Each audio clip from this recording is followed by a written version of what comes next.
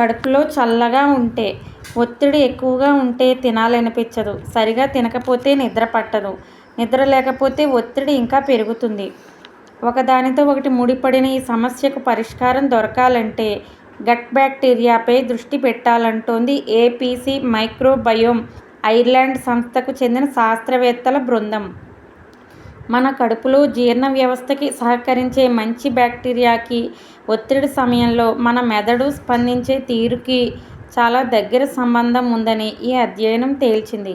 ముఖ్యంగా లాక్టోబాసిల్లస్ వంటి బ్యాక్టీరియా మన జీర్ణ వ్యవస్థలో ఉండి మెదడుతో అనుసంధానమై జీవ గడియారం సరిగా పనిచేసేందుకు సహకరిస్తుందంట.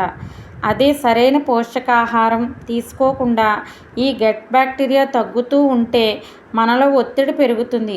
అందుకే శాస్త్రవేత్తలు గట్ బ్యాక్టీరియాని వృద్ధి చేసే సైకోబయాటిక్స్ తయారీపై ఇప్పుడు దృష్టి పెడుతున్నారు. Thank you.